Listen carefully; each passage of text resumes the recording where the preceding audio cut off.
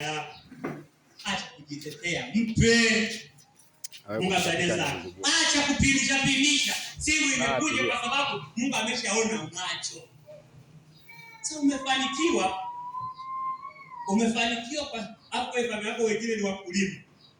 Mitaji unaenda kugawa kwa, unajionyesha kwa watu sasa. Hapo nyumbani kwenu baba yako anaishi kwa nyumba ya nyasi. Unaelewa? Yaani wewe huku tunakuona ni donge, uko vizuri, unapendeza. Yaani mambo ni sawa. Enda kweli sasa Kigoma, siku tumefika. Tunakusindikiza. Tunakuta kweli bado ni kwa nyumba ya nyasi. Yaani leo ukishika kaki ukawashia mbali. Ni vitu vyote vinaungulia watu ndani. Hapo wewe mjini huku tunakuona ni donge, tajiri, mtu wa maana. Kumbe wewe hufai kuwa mzaliwa wa kwanza. Sikusemee. Wewe umekuja huku lazima ujue. Wow. Mungu amekuchagua kama mzaliwa wa kwanza. Kama ni kwenye kuwa tajiri, hakikisha na kweli wanainuka. Wachaka tuwapigie makofi. Wapigie tu makofi. Mchaga aanze kusaidia Muha. Ndio bwana, kwenye duka langu kuna Mchaga, ndugu yake ananyonga baisikeli kwao. Wataanza kumchunguza, hii damu yetu kweli hicho tala. Sasa Muha mkute hapa Muha. Muha.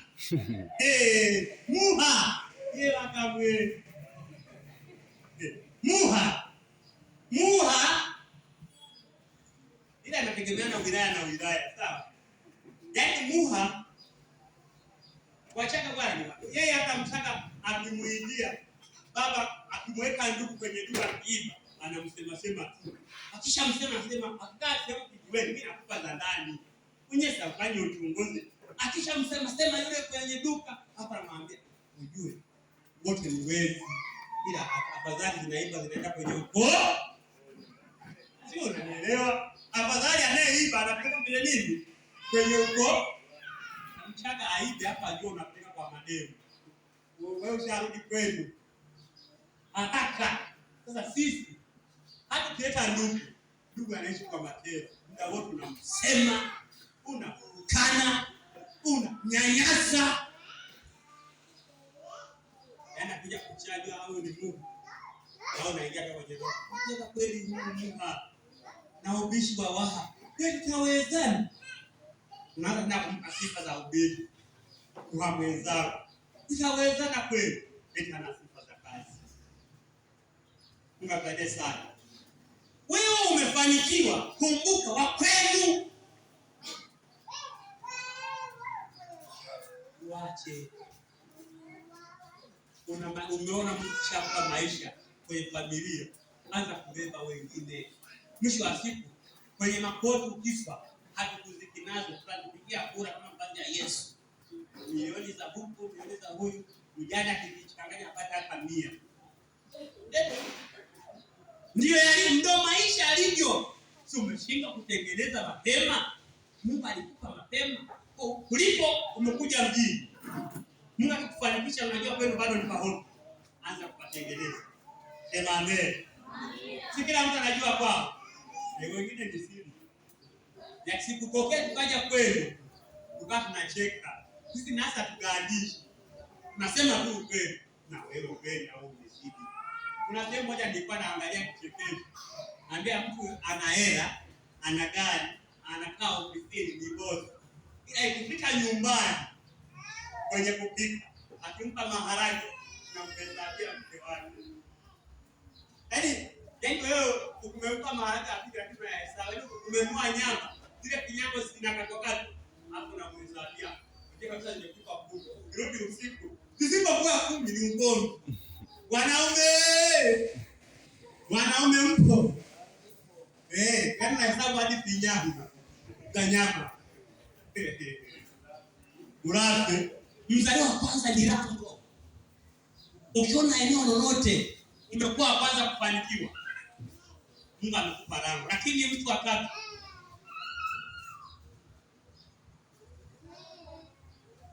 Mungu asifiwe.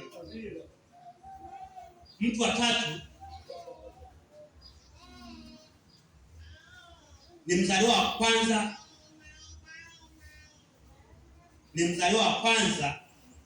kwa haki au baraka. Mzaliwa wa kwanza kwa haki au baraka. Hapa ndio tunaona yaani wewe umezubaa kwenye familia. Yaani wewe ni mzaliwa, ulikuwa na haki. Kwenye Agano la Kale mzaliwa wa kwanza alikuwa na nafasi ya kupata baraka kwenye ukoo mara hizi mara mbili. Sasa yaani hiki kizazi ukiona huyu Mungu akatuona ueleweke. Ile haki ya kupata baraka anafanyaje? Anangoa bana ate kwa maana huyu aeleweke. Hata nikimpa hela zote zitaishia kwenye pombe. Anachukua. Si umemwona Esau? Sasa Esau anasema sasa haki ya mzaliwa wa kwanza na mimi ni kipi bora? Hawezi akachukua msosi wa siku moja. Alafu haki ya mzaliwa wa kwanza ikafanyaje? Ikaondoka. Tabia zako hukutwa. Mungu anaweza kama amekupa nafasi ya kubarikiwa. Lakini kwa sababu ulivyojiweka, haki yako ikachukuliwa na mdogo wako. Shangaa na sasa. Unajua hata Agano la Kale binti mkubwa alikuwa mdogo alikuwa haruhusi kuolewa mpaka mkubwa hajaolewa. Yaani wewe mdogo unafunguaje rango? Mkubwa aliyefungua rango hajafanyaje? Mnamkumbuka aliyesota miaka 14? Yaani ujeo Yakobo wa kwanza baada ya kwanza ni mkubwa wa kwanza, sheria haziruhusu. Sasa sisi usipokuwa makini wewe unaweza kuwa unaathiri kizazi.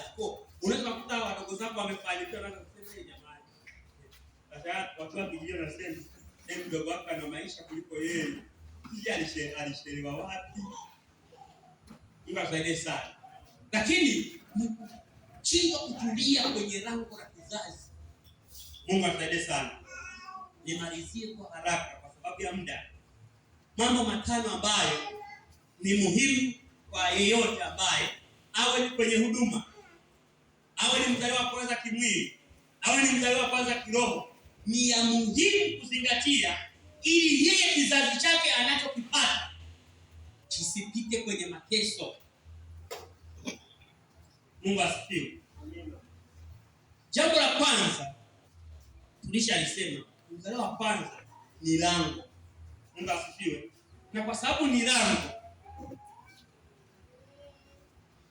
wa mama, wa baba, ukizaa mtoto wewe ni chapombe. Wewe ni nini? Akilewa kuanzia utotoni usilaumu. Tuchunge unapotunga. Mabinti unapooa na kuolewa. Usianze ndoa kwa mazingira mabaya. Sababu tuna calculate. Kuna mtu anao ameshapanga mazingira ya kupata mtoto wakati ule kwa baraka za Mwenyezi Mungu kama zikiruhusu. Mbona mimi nimepanga tarehe ya kuoa. Hii wiki ni wiki ya mazingira ya kupata mimba. Hii ni elimu ya kusoma kuwasaidia vijana.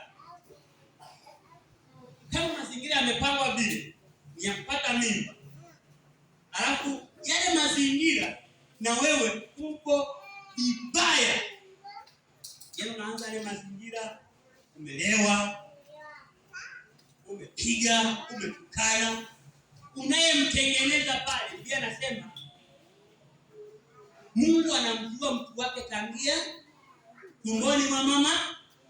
Kwa vile unavyomfinyana kwa mara ya kwanza, kumbuka unaweza kutengeneza rais ajaye, unaweza kutengeneza jambazi ajaye, unaweza kutengeneza mtumishi ajaye, unaweza kutengeneza mtu wa roho mbaya ajaye. Baba anazaa nje ya ndoa. Unajua kabisa yule mtoto wa nje ya ndoa, akizaa nje ya ndoa, usilaumu. Kwa sababu huyo mtoto wa kwanza kama rango na wengine watateseka. Kwani unjaye kuona? Yaani kwenye familia yako kama mtoto wa kwanza hujasoma. Wangapi kweli wamesoma? Wazaliwa wa kwanza si mpo? Yaani wewe ni mzaliwa wa kwanza, umeishia la 7. Kama kuna msomi aliyetoboa chuo kikuu, alipita kwa tatu. Aidha alirudi shule, aidha alikuwa anafanya vibaya, apenya kwa miujiza. Hujaelewa. Mama ameenda hospitali kujifungua kwa operation, mimba ya kwanza. Ya pili mama simpo. Ya pili ni kisu vile vile. Hapo anamwambia wa pili, wa tatu, wa nne, na wewe unaweza kaenda. Na ukapia kufunga kizazi. Kwa mtoto wa kwanza ni lango. Mama unapokuwa na mimba, respect kila kitu. Kuwa mtakatifu haijai kuonekana kwa sababu unatengeneza kizazi pale, aidha kije kwa operation na wengine waje kwa si mnaelewa mama? Kwa sababu usipotengeneza kile kizazi cha kwanza kikaja kwa operation, watoto wote wanakuja kwa njia nini? Ya operation. Kama yule mtoto muda wote wewe ulikuwa ramgeni, leo mtoto wa kwanza kana para na baadaye. Mtoto wa kwanza hakuja au mara unapakua hivi. Hapa kwambia hiyo unapakua hivi. Sikiliza.